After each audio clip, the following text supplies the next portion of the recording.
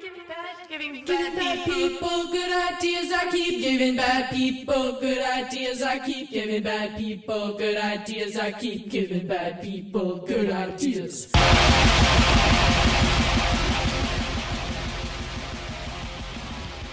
All right, it's Tuesday, May 10th. Justin Bieber's in Boston tonight, but I'm still really just going to play Halo. You're listening to Earbuds.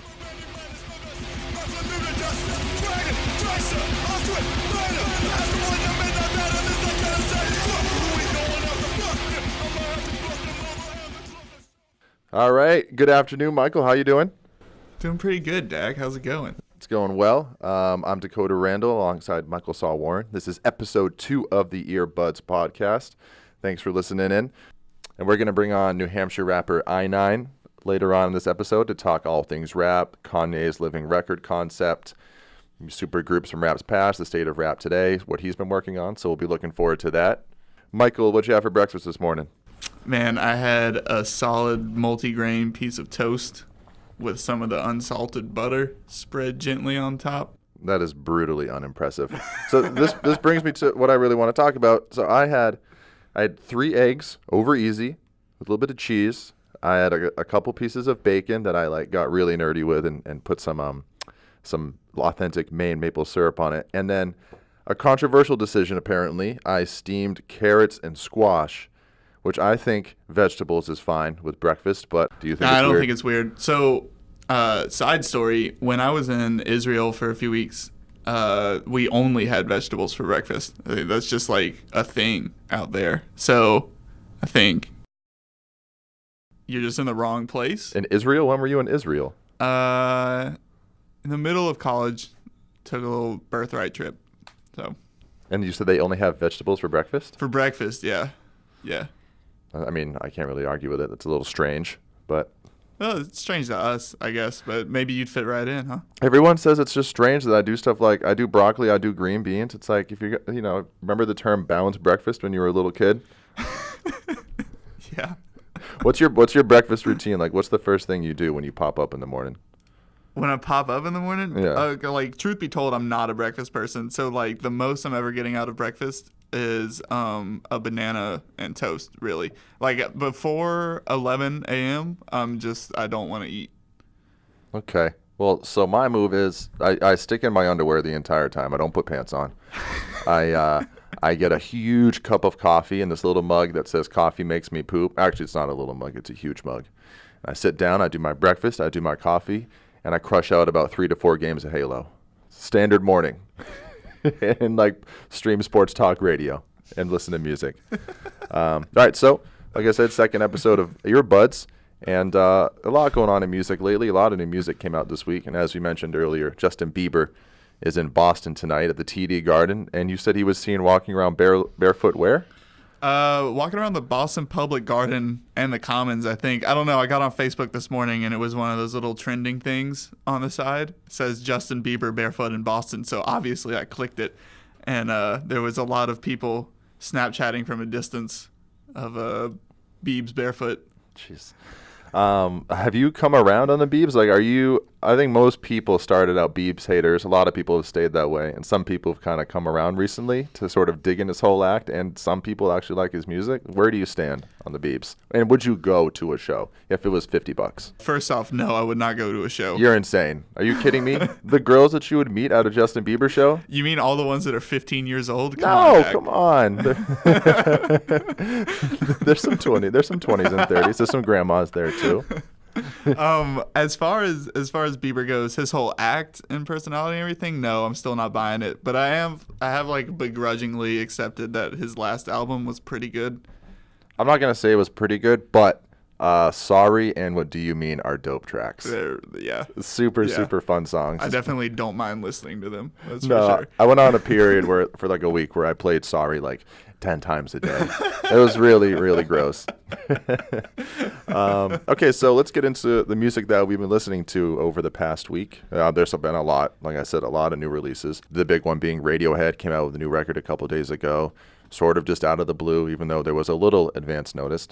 Death Grips came out with a new record over the weekend. For those of you that are into really abrasive rock, rap, whatever you really want to call it. New Astronautilus, new Aesop Rock, former members of Wu Life coming back to form La, which is Love Under Heaven, kind of a lame band name. And we have the new Modern Baseball and Pup to look forward to. But you took a trip down to Mississippi this week, and you saw a band live that sort of piqued your interest. You want to tell us about them?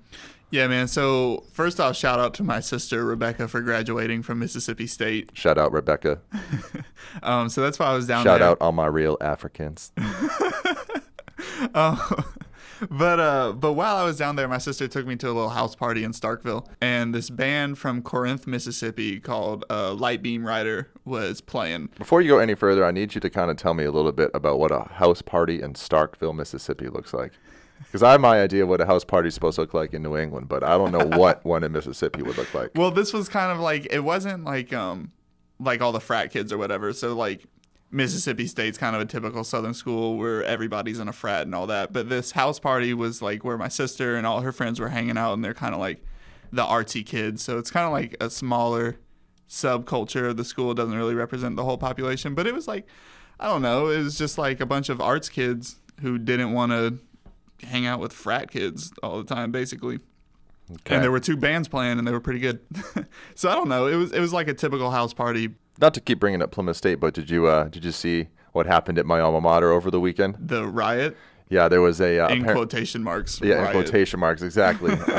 Brought a tear to my eye in a good way. Makes me proud. Apparently, there was an argument at the lacrosse house between two guys. One kid sort of just like kind of nudged a girl to get away from him, and she fell down, and that sparked what ended up being around multiple 100-person riot, and 35 to 40 state police and local police from Plymouth and neighboring towns came to break up this fight. It was all over the news. A lot of people kind of were down on it and thought it was horrible, but I thought it was awesome. And it was good, too, because usually when that's been happening at Plymouth or not Notre Dame, UNH, the cops have been showing up with, like, riot gear and shooting paintballs and stuff at kids. So it's good to see, like, nobody got arrested.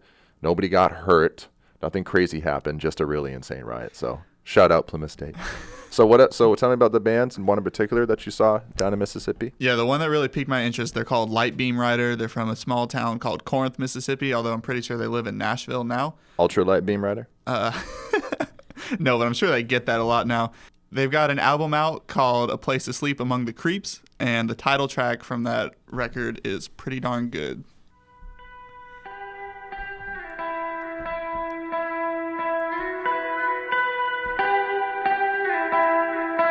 Chase our tails round in circles like we dream, 'cause we like our tails. At least we like to think.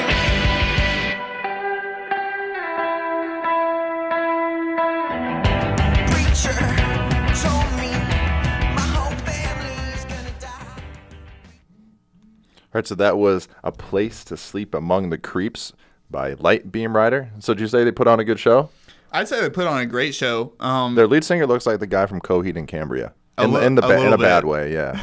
Did he look like that in person too? He did actually. The thing that stood out to me was the way they kind of sounded similar to a band called The Weeks, which is another Mississippi band that I'm super into. They're probably one of my favorites. Said nobody ever. That's another Mississippi band that I'm super into. It's just a horrible thing to say. I don't know. My sister's turned me on to some pretty good stuff. Your sister turns you on? That's weird. Oh, man. I hate you, Dak. I hate you, too. So that's a pretty Mississippi thing to say, too. My sister turns me on. So you fit it right in, man. But, like, I don't want to fall into the trap of just comparing The Weeks to Light Beam Rider because they're both from Mississippi. But I do think that they're pretty similar. So I don't know if you want to pull up a Weeks track. A Weeks track? Yeah. If I was to pull up a Weeks track, what Weeks track should I pull up? Let's just keep it safe and go with Harlot's Bluff. Harlot's Bluff? Okay, so you say The Week sounds a little bit like Light Beam Rider? Yeah, I think so. I think they both got, you can hear the clear Southern roots in there, but they're definitely not what you think of when you think Southern rock, but the elements are all there. I'm a little skeptical, Mike, but we're going to play it anyway.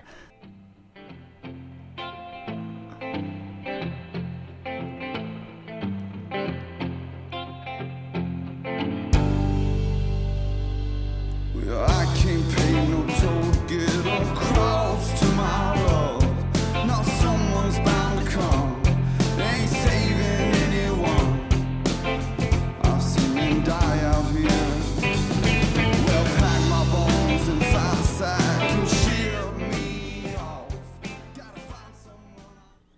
Okay, so when it started, I thought it sounded like Alabama Shakes. And Little then bit. when he started singing, I was like, this is Creed meets Alabama Shakes.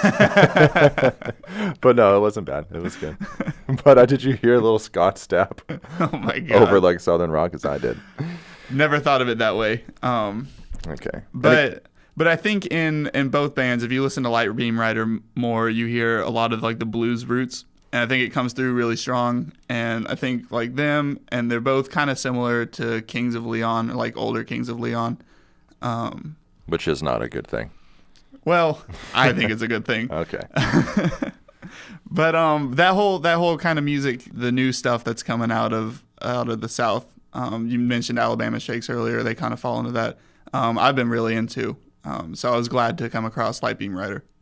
Okay. Well, so for what I've been listening to this week, mostly just because it just came out, is the new Radiohead. There's a lot of good songs on the new record called A Moon-Shaped Pool. The one I've been listening to the most is the single that came out over a week ago called Burn the Witch. And are you a Radiohead guy? I can't say that I am, but I do like this song.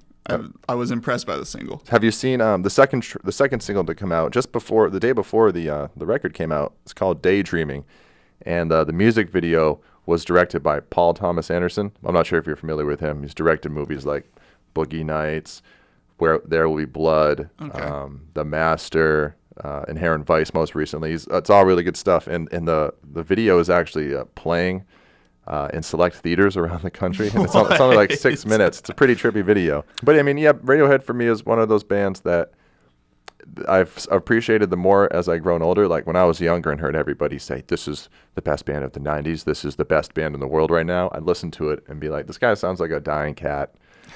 And it's just boring. I've appreciated it more as I've grown older. I can't say that I love every Radiohead record. I think my favorites are probably the Bends and Kid A. But this one's pretty good. I mean, it's a pretty melancholy record as a whole. And Burn the Witch is probably one of my favorite tracks off of it. So here it is.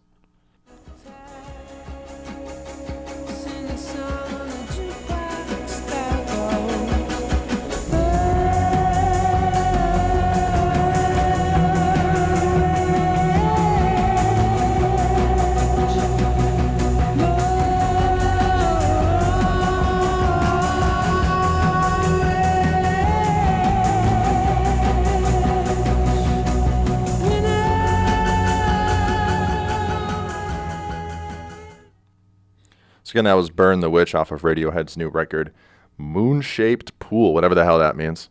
So, I mean, it's pretty standard fare Radiohead, but it's also one of those, it's typical Radiohead, whereas the more you listen to it, more stuff comes out of it. And I enjoy it. You said you're not a big Radiohead guy, but do you like that song? I do like that song. I mean, it's not Creep, but It's not great. but it's a pretty good song, especially when you listen to the whole thing, and the music video that they did for it, that kind of themed off the Wicker Man or whatever that movie is. I really enjoyed it in the context of the music video, so thought it was good. Okay. All right, so that's what we've been listening to this week. And so we're pumped today. Our guest for this episode of Earbuds is my friend and local New Hampshire rapper, Michael Gene Dion, better known as eyenine. Currently based out of Dover. I went to high school with this guy, and he has gone on to release 2 full-length records, a couple EPs, a cover EP, a full remix album. He was fortunate enough to do a nationwide tour opening for members of Wu-Tang, which is pretty crazy, so it'll be cool to talk to him about some of those experiences. And we're going to bring him on the phone now. All right, Mike, can you hear me? Yeah, I can. Hi, Mike. How are you? Good, how are you? Good. You're with Dakota Randall and Mike Warren on the Earbuds podcast. Say hi, Mike. How's it going, man? How's it going, man? Good to hear from you. Yeah, you too. It was funny. I was I burned the other mic pretty good the other day, and I was trying to think of the best burns I've had in my life. And the one that popped into my head is the time you claimed that you never make the same mistake twice, and then I pointed out that you'd made 2 records. Yes, that was incredible. So eyenine, New Hampshire-based rapper. You said you have 2 full lengths, you have multiple EPs, a remix record. What else is coming from you down the road? Well, as of this year, I'm working on the follow-up to Dissembler, which is called A Little Above Low Key. I'm actually going to Portland tonight to put the finishing touches on it with Shook, who did all the beats for Dissembler. I also have Human Speaker's album coming out, which is a group with me, DJ Myth, he's the resident DJ for Rap Night Manchester, and Steph on Grey Street is the other rapper in it. We have features with we have ADM and DJ MF Shalem from New Hampshire on that album. Yeah, because we were going to ask you if there's any, I'm sure you know plenty, New Hampshire, Maine, any sort of New England rappers that you think are up and coming that we should be on the lookout for. Oh, yeah, definitely. There's a bunch from each state. For New Hampshire, there's Mike Wing. He's really good. He's been making a lot of waves lately in the Boston scene, and he's played at Portland a couple times. There's Cody Pope and the whole Vatican Life crew. They're doing a lot down in southern New Hampshire, more towards Mass. There's a bunch of people. There's more like middle New Hampshire. There's JB and his whole gang of people.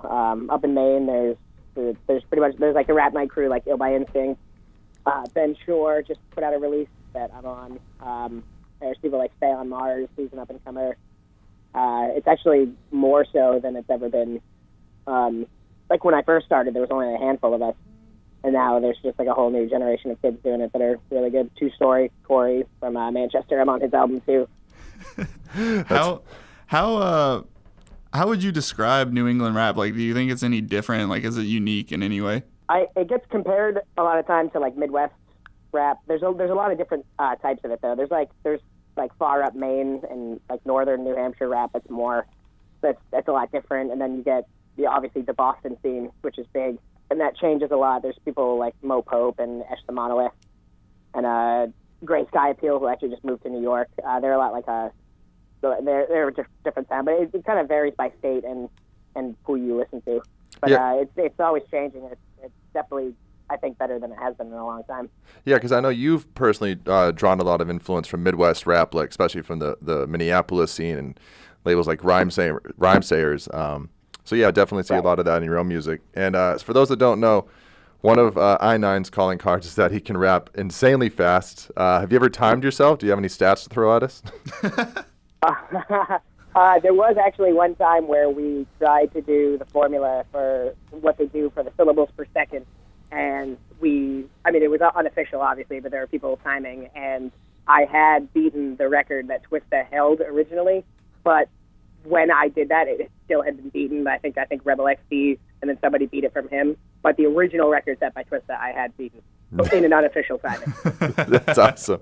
I don't know if you know, Mike, but the last time I saw you in person was probably the worst night of my entire life, but we won't get into that. Oh, yes. That was quite the story. Yeah, Mike. Podcast. Mike, are you rap or hip-hop? I guess it depends on who you ask. I would just say, I guess, music, but that's kind of a cop-out. That's a good answer. I guess hip-hop. Yeah, if I had to pick one, I would say, I guess hip-hop. There's more, we focus more on the music behind it, too, especially now that I'm working with Shoop. A lot more hip-hop roots in the beats that we pick and make.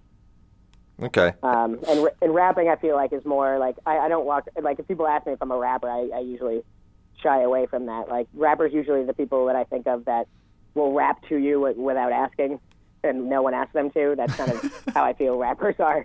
Yeah. To a lot of people, you're the guy that raps really fast, or you're the white guy with the big afro. But we know you to be so much more. Thank you. So not be typecasted, I guess. Yeah.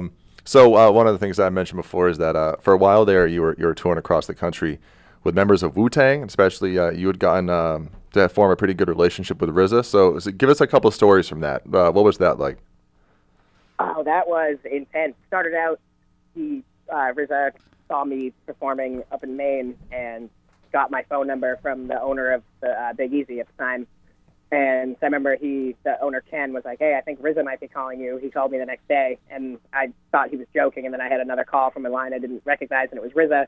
He asked me to come out to Rock the Bells, so I went out there, and from there he asked me if I had any interest in performing on the Man with the Iron Fist tour, which obviously I did. So we did that. Were you shitting yourself the entire time? Yeah, it was a lot to take in. Yeah, it was kind of a sensory overload. We were backstage in the VIP area of Rock the Bells while I think Nas was performing. or somebody that was crazy. So it was just like, yeah, it was a lot to take in. But okay, so another crazy story. I got a phone call from RZA, and he said that we needed to talk. So he said to come out to the Wu Mansion in New Jersey. The Wu Mansion. Yeah, and so Ilway and the El Chupacabra and I went out there. I didn't know what kind of news it was, and it turned out to be RZA's 45th birthday that we were invited to. So we spent the day hanging out with his family. I talked to ODB's sister for a while, and just shot the shit with them, drank a bunch, did a cookout. He was playing chess, cooking, meat and vegetarian options, and DJing his own birthday party all at once. That's awesome. Oh, my God. Yeah. So who, like, on that tour, who is the most intimidating of all those people? It's physically, or just by being like a star. I guess by being like a star. I hope nobody intimidated you physically. No, well, the RZA's whole crew, especially his tour management, they weren't very receptive of us at first, especially because RZA didn't tell them about us joining the tour or me joining the tour till we got there. So, but towards the end, we all went out in Vegas and spent a bunch of money and gambled, and they were all cool. But I guess the most intimidating would be maybe Supernatural. I got to watch him sound check a bunch for every show, and his sound check would just be a freestyle. And he actually freestyled one time because I was one of the only ones sitting there watching him do it. He freestyled about the song that I did with Idea, which was crazy. The fact that he even heard that without me telling him about it. That rules. And that was really cool. And You God would show up randomly and scare the shit out of us. We were parked in Mandalay Bay. We didn't know how to get in, and he just ripped open the van doors. What are you people doing out here? And just scared everyone inside the van, and then proceeded to laugh hysterically at us, and then showed us where to go. You said you mentioned Idea for a second of Idea and Abilities, who obviously is no longer with us. I know he's been a huge influence to you. So can you kind of talk about that a little bit? Yeah, he definitely was one of my biggest influences when I started. He and also Sage Francis and ADM from New Hampshire. I was asked to be on an album called Beats, Breaks, and Big Smiles Volume 2 out of Sweden, and that had me and Christoph Crane and Bluebird and Idea and Witness, who also I work with now, on it, and they sent copies to everyone that was a part of that mixtape. And Christoph Crane actually reached out to me and could tell that Idea was a big influence of mine, and he and Idea were really good friends, and he kind of hooked us up talking, and then Idea was like, hey, I heard you're coming out with an album, Afraid to Dream. Do you want to work on a song for it? And which blew me away, because I think I was 19 or 20 at the time. Or no, maybe 20 or 21, I don't remember. A long time ago. But he ended up recording his verses for my song, or for our song, during the time that he was recording By the Throat, which was his final album. So I remember he sent me the first take of the vocals, and I was just blown away by it, because I was expecting something from E&A era, which he actually quit rapping for a while. He quit for 4 or 5 years doing Carbon Carousel. So that him doing the verses on my song was the first time I've heard him rap in half a decade, and it blew my mind, because I went really fast on my first verse, and then he just went super slow and weird, in this weird abstract flow that made me look bad by not even going fast at all. And so we kept going back and forth. Well, because he can rap really. He used to be able to rap really quickly too. Yeah, even on the final album of his, he had a few parts that were insanely fast. But yeah, he slowed down. Yeah, yeah, one of my I'm pretty psyched that shortly before he passed away, me and you got to see him play live in Cambridge at the Middle East. So that was pretty cool. That's right, yeah, with your cousin Tate too, and he talked to us after the show. Yeah, speaking of Tate, I've heard I don't know. Have you ever heard of the band Pup? They're a pretty good punk band coming up right now. Best band in the world today. Well, if you get a chance to get off this, check out the song and video for the song If This Tour Doesn't Kill You, I Will. But I showed Matt them, and there are 2 songs. The new record comes out in a couple of weeks, and he said to me, this pisses me off because this is exactly the type of music that me, Mike, and Joe were thinking about making this summer. Is there any truth to that? Yes, we were in talks because the place that Omar and I live at now, we have a soundproof barn where my band practices. that we were thinking about forming another band. Just kind of, I mean, I'll have to. I just loaded it up. I'll have to listen to it after. I don't know, but we had been in talks. So if that's what Matt said, then damn. So if Matt said, damn, I'll have to. Yeah, and along with that song, you should check out the video for the song DVP, because you'll in particular get a kick out of that video. All right, nice. And so going back to the whole Wu-Tang thing, I recently watched Straight Outta Compton while I was on a plane, of course. And it kind of got me thinking about who is the best of all those rap supergroups. It doesn't really matter about the year or the era, but the ones that came to mind for me were NWA, who's getting a lot of love right now, Wu-Tang, of course, Tribe Called Quest, Bone Thugs. For your money, who is your favorite, or who do you think was the best of all those rap supergroups? I mean, in my personal opinion, I would say Wu-Tang, but I mean, if you go by the amount of people, I mean, there's just so many people in Wu-Tang, and they're all really good. So if you went like per capita, like per rapper, I mean, obviously NWA. Some lesser-known ones, the Arsonists, they were a huge influence of mine. They had like Q Unique and Jice One and Freestyle and a bunch of people. They were lesser-known. Jedi Mind Tricks and the whole Army of the Pharaohs group. Yeah. They were really good. But no, yeah, I guess I'd have to say Wu-Tang. Who's probably your favorite solo artist to come out of all those, or who made because a lot of those members of those groups came out with solo records. For my money, my favorite is probably either America's Most Wanted or Death Certificate from Ice Cube. Liquid Swords by GZA is another favorite. But for you, who do you think kind of had the most successful solo career musically? Because I think from a business standpoint, Dr. Dre kind of won out. But out of all that, who's your favorite solo spinoff? Ooh, solo. Growing up, I really liked Eazy-E, like Straight Outta Motherfucking Compton, and Easy Does It. But I would also say, and it's kind of hard to say, especially from Wu-Tang, I would say maybe Ghostface, not to say that Liquid Swords from GZA and like Cuban Links from Raekwon, not like those albums are amazing, but there's just so many good Ghostface albums that it's just like every single one I love. Oh, also RZA's solo stuff, like the Bobby Digital and his other group, Grave Diggers, is good. That's another group thing. So yeah, I guess I would say Ghostface for solo. Yeah, so talking about Ghostface, there's been a little bit of a controversy between him and Action Bronson, which kind of brings me to Rap Today. Ghostface? Yeah. Ghostface Light? Yeah. Yeah. Yeah, or Ghostface White, if you want to call him that. Yeah, wow. Don't quote me on that one.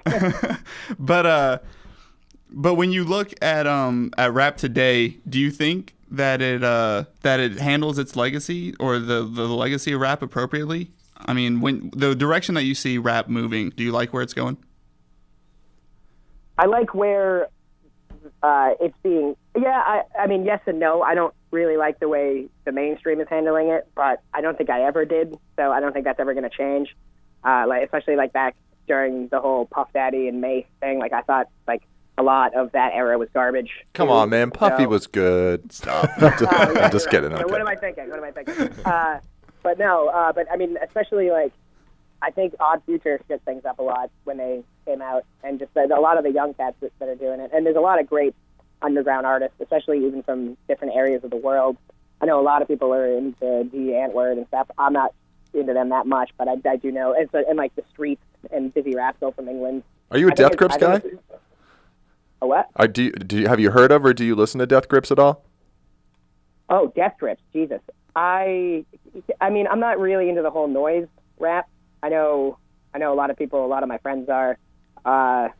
Like, there's another one like Rat King and Death Grips, and a lot of people compared him to Danny Brown, but I think Danny Brown's a lot more listenable than. No way, yeah. Yeah, they're totally different.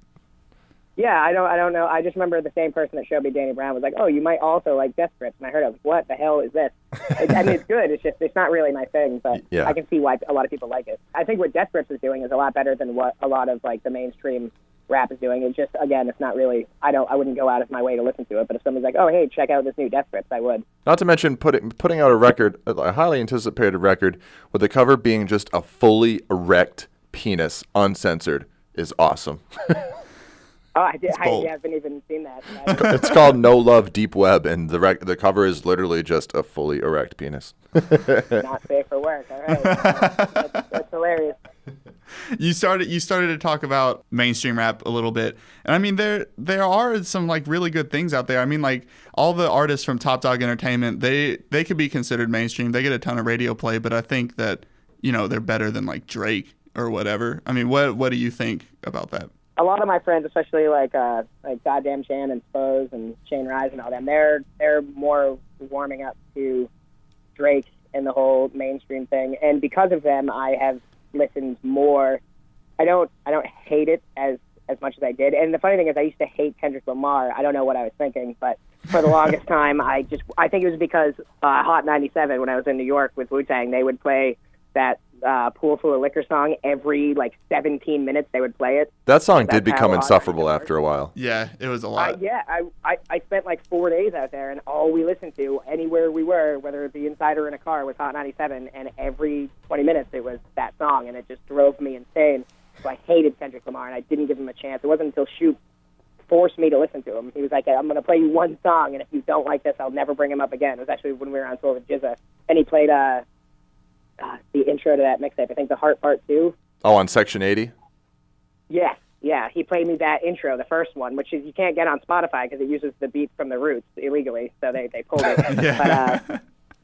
But that song just blew my mind. And he even talked about how like he doesn't consider himself a sellout, but he will bend a little bit just to get. And it's kind of like he did all those pop songs just so he could do his latest album, To Pimp a Butterfly, which is one of my favorites. Yeah, that one's pretty legendary. Yeah, I mean, he reminds me a lot of, like, the reason why I got into rap, like Idea and Sage Francis and stuff, like, very, just, like, the different types of how he raps and, like, the changes in his flow and especially what he's saying, too, is just incredible. Would you be up for, this is a major pipe dream, but obviously Eazy is dead, but what if there was an NWA reunion with Ice Cube, Dr. Dre, Yella? Is MC Ren still alive? I think Eazy's the only one. Yeah. Yeah, I'm pretty sure Eazy. But yeah, MC Ren and then Kendrick Lamar replacing Eazy-E. Just for that's obviously probably impossible at this point, but that would be pretty insane. Kendrick Lamar doing Eazy-E's parts? No, just NWA sort of reforming with Kendrick Lamar in the fold instead of Eazy-E, obviously. Wow, that would be crazy. I would definitely have to listen to that. Yeah, obviously anybody would. And by the way, we're all forgetting, including the movie somehow, is forgetting Arabian Prince, who was one of the founding members of NWA. Yeah. And mysteriously not in that movie at all, which is strange. I noticed that too after the fact. Yeah, especially because they're looking at the album, which shows all of them looking at it, and then it zooms out, and there's one less of them looking at it. It's like, you didn't even digitally change the album cover. Like Arabian Prince is right there on the album in the movie, but he's not there in the room with you guys. Yeah. I just thought that was weird. I mean, he was boring. He didn't really do anything, but I mean, he was still there. Yeah, exactly. They didn't have to erase his existence. Well, there were definitely probably a little bit of politics that went on into that movie, and I'm not sure what the relationships are like within NWA, but I'm sure they had a lot of creative control with what was put in that movie and sort of the message that was sent and how every sort of member of the band was characterized or depicted. So wouldn't be surprised if they kind of just left people out, or that there's people they have bad relationships with that they didn't want to sort of get a lot of limelight in the movie. Yeah, like how it was such a big deal how they portrayed their the manager. That kind of blew up. Exactly, yeah. The other question I had, kind of going on Kendrick. So do you think Kendrick's on top of the rap mountain right now in terms of mainstream? Obviously there's a lot of underground artists that you could like more or less, but in terms of just like the face of rap, do you think it's Kanye? Do you think it's Kendrick? I mean, they're pretty different artists, but if you had to, I would say, I would say like if you asked me that like last year, I would definitely say Kendrick. I mean, I know he just put out that mix, that free one of all the B-sides from all the Untitled, which are really good too. But I mean, Kanye's changing things with the Life of Pablo, and I mean, I gotta say Drake too. I mean, not that I really agree with it, but I would say as of today, the face of rap would probably be Drake. I mean, that's what everyone's talking about. That album with that ridiculous cover. But. Yeah, horribly cheesy Photoshop job on that one. Well, everything about the album is cheesy. Yeah, I mean, there's a lot of good, there are some good tracks on that, though. I mean, there's a lot of good, the production values up there. It's not something I would ever consider listening to without being forced to, but I wouldn't change the channel if it came on. So are you a fan of Life of Pablo? It's a pretty divisive record. I'm someone who personally thinks that it should have been cut to just the 9 best tracks because there's a lot of filler and fat on it. I think there's a great record in there somewhere, but what about you? Are you a fan of Life of Pablo? I think, I look at Kanye's albums as like where he is mentally, kind of, and where he's about to go. So I think it's a good album because I'm excited about it because Yeezus, I really love the Yeezus for some reason. Same. Just the whole thing about it might have been because of Rick Rubin or I don't know, but I was worried about his follow-up to that. And I think it's a good follow-up. I think you're right. There is a lot of fat, even though he keeps editing it, seems to be editing out the fat, which is good, I guess. But I think it's a good sign of where he's going, which is a good thing. It's not like if he just released something that was straight garbage, I think that would probably be the end of him. Yeah, I think there's definitely some of the songs on it are some of my favorite Kanye songs, but when I compare them to records like, especially like Yeezus, and for me, my personal favorite is probably Late Registration. I don't think the album kind of holds up against those ones, but there are definitely some great tracks on it. So that sort of segues into what one of the biggest topics we wanted to talk about was this whole idea of the living record that Kanye is sort of pioneering right now. For those who don't know, Kanye either owns or co-owns the streaming service Tidal, and he exclusively released Life of Pablo at the time on Tidal, and he sort of used that platform as a way to continuously update or alter or change Life of Pablo after its release. And it's sort of got everybody rethinking about the way that artists release records, the way they're managed, the whole just creative process and how the life of a record evolves over time. Personally, it doesn't do much for me. I think it's a good idea. I don't think Kanye does it that well for a couple of reasons that I'll get to. But what about you, Mike? What's your idea or your stance on the whole living record concept? Yeah, I'm right down the middle on that. I feel like if that's what you're setting out to do from the beginning, it's an interesting idea. I feel like every time it changes, there should be some sort of record, maybe like a version number, like version 0.01, 0.02, or whatever, how they do it. Like when you make anything, usually you label it like that, like any type of software. If they did it like that, I don't know if he's doing it like that. Is when he updates it, is it just completely overwriting what he had out there and you can only listen to the newest version? On Tidal, yeah, which, and of course, if you're someone that torrents or downloads music through the internet, it's not really a big deal. Right. I think the record's now available on iTunes, but a lot of people... never steal music. Yeah, exactly. But for those of the people that think like you have to, you can only listen to music on Tidal and think that's the only way to do it, yeah, you're sort of stuck with what he has out for Life of Pablo that given week. And I think my biggest issue with it, and the reason it doesn't do much for me is there's no sort of advanced warning. Like I kind of log onto the internet and it just says on whatever source I get my news from, Kanye updates Life of Pablo again, tweaks wolves, tweaks waves, adds in another little bit here. And I'm like, I had no idea that was coming. I'm like, do I download this again? Do I go back and give it another listen? I think, like you said, there should be a version 1.0 or 2.0. Maybe he should give a bit of an advance notice so people can know when it's coming, they can get ready and listen to it again. Otherwise, it just kind of keeps happening over and over again. I've just kind of tuned it out because I'm like, it just keeps going on. I don't know when it's going to stop, so I'm just going to keep the original version.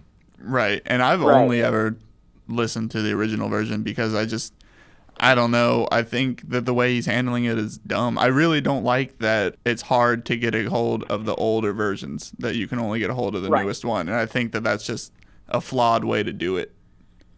Right. I feel like if he did release it in versions, that would be... But at the same time, it's kind of the whole thing, like, not to bring up South Park, but the whole South Park episode against George Lucas and Steven Spielberg, like going back and making revisions. And when you release something, it's not your artwork anymore. It's everyone's. And you're tampering with, like, say, some people didn't realize that was going to update on them, and their favorite part of the song is now gone. Yeah. Because Kanye had a change of heart 2 weeks into it. And the other thing is, it's also, if I feel like it's going to get exploited kind of the way video games are now, where they can just release a game that's broken, and they're like, oh, we'll fix it in a DLC. We'll fix it in an update. Great point, yeah. Release an album and be like, oh, a month from now I can finish the song the way I wanted to. I ran out of time, so here's this. And don't worry, it's going to get updated.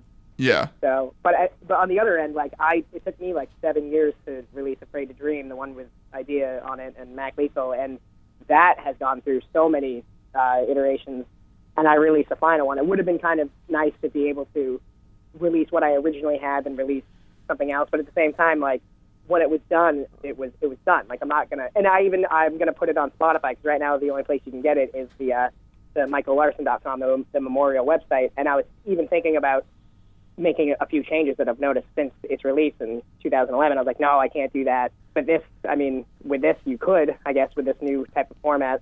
Yeah, but So, I don't know. doesn't it feel like artists have been doing this for years already by putting out the main standard version of the album and then at a later date releasing like the early demos or a remastered version Or a remix whatever. album. Yeah, yeah. Right. So like, Yeah. what do you think Kanye was thinking? Like, what problem do you think he had with just following that format? Or is he just simply trying to, because Kanye's kind of always been a forward thinker, do you think this is just simply him trying to change the game again? I read a few things where some people thought that this was an idea he had from the beginning, and other people have said that it's an idea he kind of came up with after maybe initial remarks of it when things were getting leaked when he was making it, and like how the album name kept changing. So I guess it all just depends on what his original mind state was, which is I don't think even he knows, because God knows what Kanye is thinking at any given point. Yeah. But I mean, True. if he actually like wrote down a mission statement like before he started the album, was like, I'm going to go for a living, breathing album, then that's insane and in a good way, I think. Yeah, but so do you think this type of idea should carry over into other art forms? Like do you think a movie should come out and then if a director after the fact is like maybe even between the theatrical release and the DVD release go, oh, actually I don't like how that ended up looking, and sort of change the movie? Or a painter releases some sort of painting and then looks at it after it's been released and goes, man, I want to take it back and change it up a little bit. Do you think it sort of should be localized just to the art form of music, or do you think it's a concept that could extend into other sort of art forms? Well, I feel like it started in other forms of art forms, and now Right. it is extending to music, because movies, there was always the director's cut that came out after. They even sometimes would release it theatrically. They wouldn't like the ending, and they'd recut the ending like they did with, what was it, Paranormal Activity. They redid that ending before it came to, like, the national market, the theaters. And especially, like, painting, like you said Picasso. I'm pretty sure Picasso was the one who said something like, piece of art is never done. Like, Right. when you do your final stroke, that's the death of the artist and the death of the painting. So I think he even laughed at the idea of a piece of art ever being finished. Exactly. But the thing with physical art, like paintings and sculptures and whatnot, is that like you have that record of every Right. version that it's been in, right? So that's like the big difference in what we're talking about here. Because I think it's great. Artists have been doing that. Painters have been doing that for hundreds of years, and I think that it's awesome to be able to go to a museum and see like 4 different versions of the same thing. But it's not like you can go to Kanye's album and listen to 4 different versions. You only have one version. Right. Yeah. See, I don't have Tidal, so I listened to it when it first came out from, I think, my roommate Yeah. had Tidal, or maybe he downloaded it, and then now it's on Spotify, which I don't think he's updating the Spotify one. And if Yeah. he did, you'd have to take down the original and put it. But I definitely think if it was out in versions, I think that would be a great idea. But I think if you just kind of, and the same thing with movies too, like being remade. Like people are complaining, like, oh, they're ruining my childhood with remaking the Ninja Turtles movies, and it's not like they had a whole pile of every single copy of the original Ninja Turtles movie and burned them, and now we only have the new ones. It's for a new generation. Like, things are remade all the time. Stories are told again. Even great movies like The Magnificent Seven is just originally Seven Samurai. Doesn't mean that when The Magnificent Seven came out that Seven Samurai disappeared from the face of the earth. So, And I think of what you just I'm kind of split. I think of what you just said too, where you're like, well, is it on Spotify? I don't know if it's on Spotify, or is it changed on Spotify too? I think it goes back to what I think is the biggest issue with it is we don't know. There's a little uncertainty. Like, is the updated Right. version across all the platforms? Is there any sort of advance notice? We don't know. And I think if he could clean up that part of it, he could really be onto something. And again, Yeah. this idea is in its earliest forms. And for me, I think you alluded to it earlier, there's a fine line between expression and cop-out. And I think, at least, for what Kanye's trying to do, it appears to be a form of artistic expression. But like you also said, I think the cop-out can be something like video games where they rush to release something, in my particular case, Halo the Master Chief Collection, that needs to be Right. ridiculously updated and fixed over time just because they wanted to rush and get it out. So I think, like you said, there's definitely a fine line between expression and cop-out. But yeah, so definitely an interesting idea, and we'll look forward seeing how that idea evolves. Maybe eyenine will do something like that on his next record. Maybe. Oh, we can only hope. Yeah. We can only hope, right? Right? So before we wrap up, I wanted to kind of go back to the conversation that me and Mike had last week, me and Mike Warren, that is. Our episode last week was mostly about the highs and mostly the lows of late 90s, early 2000s, pop, punk, rock, emo rock, whatever the hell you want to call it. Mike Warren really, really loves that genre and thinks most of it is aged pretty well. Oh, yeah, man, it's the best. God's gift to earth. I sort of am of the belief that the band that at least aged the best for me through all of that, that's still, Brand New for me is the one that I look back on and think, I didn't just like that because I was in high school. I liked that because it was good. Blink, I still can go back to just because it is what it is. It's fun.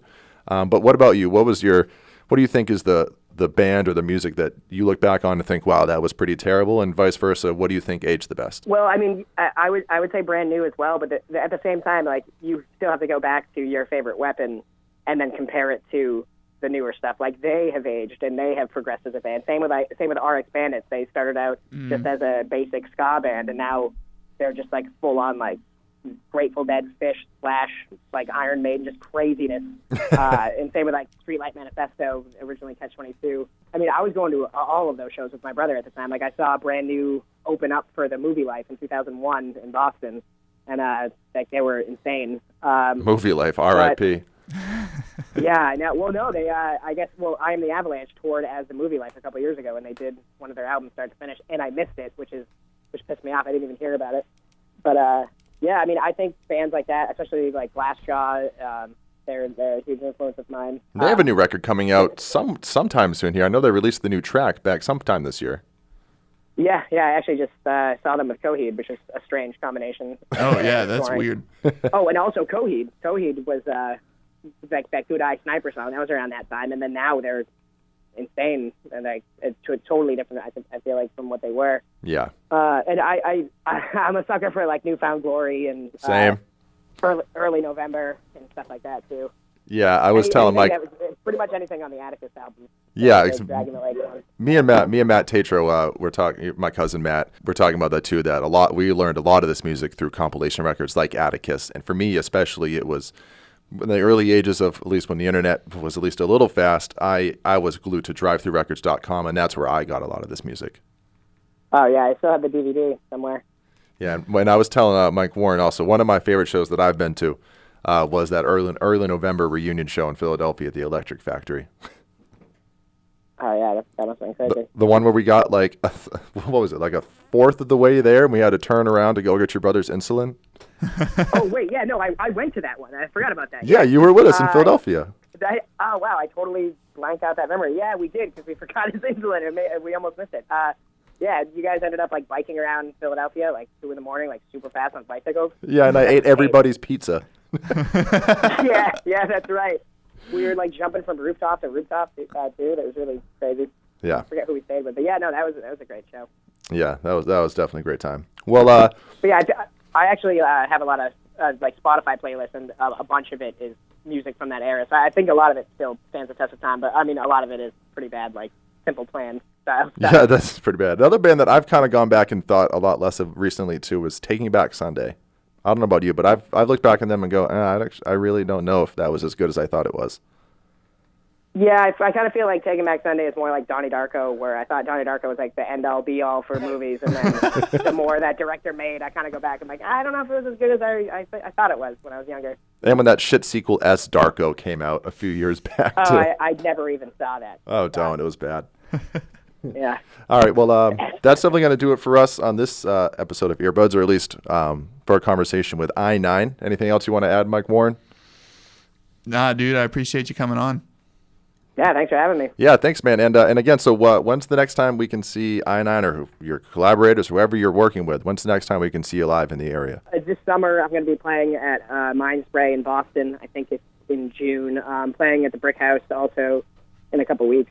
I just got back from tour with Far Out, who is awesome, from St. Louis. So I'm kind of like, I'm leaving in a few hours actually to go work on the album. So I'm going to be doing a little less on the live aspect until I get the album done. So probably sometime in June.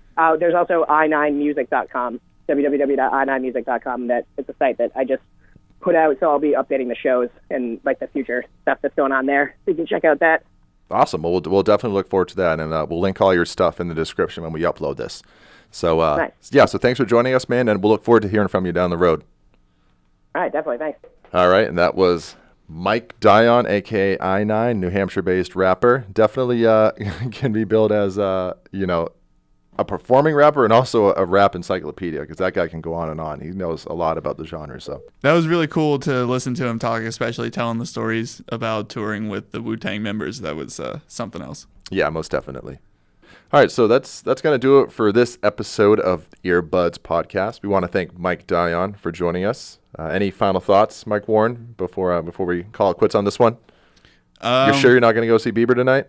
Pretty positive I'm not going to go see Bieber, but I will make a plug for a show coming up. If you are in the Boston area on Wednesday, go see Sioux Falls at Out of the Blue Art Gallery in Cambridge. Yeah, that's another band that you had told me about, and I was listening to them. I think we were in my room, and I enjoyed the song you played, but it wasn't until after the fact when I looked up the lyrics and saw that they referenced within the same line playing Halo 2 in high school and watching Saddam Hussein being hung. Yeah. They combined those two thoughts into one line in the song that I said, all right, I'm sold. 100%. The music could suck, but just having a line like that, I'm all in. But the best part is the music doesn't suck, and all their lyrics are pretty good. Like, I guess as nostalgic as people in their 20s can be, right? So that's Sioux Falls kind of calling card. Yeah, so definitely look forward for Sioux Falls. And for those of you going to the Justin Bieber show tonight, have fun, be safe. Don't do anything weird. Don't stop believing. Yeah, don't stop believing. And I'm not really entirely sure who we're going to have on next week for a guest, but, we'll make sure that it's a good one. We're going to send you out of this episode with a Typewriter by eyenine. Again, thanks for joining us. And until next time, have a good week, everybody. This has been Earbuds. Peace. If I didn't need to eat or sleep, I'd buy myself a typewriter, but now I'd lock myself into a room and just create. I would skip all interaction with this paper presentation of all strangers and remain and wait for someone to relate. Well, I don't believe in anything, and that's an awful feeling, but I'm learning to accept the fact that we will die alone. I'm certain that my words should not reflect what you believe in, and I wouldn't try to change your mind or try to change my tone.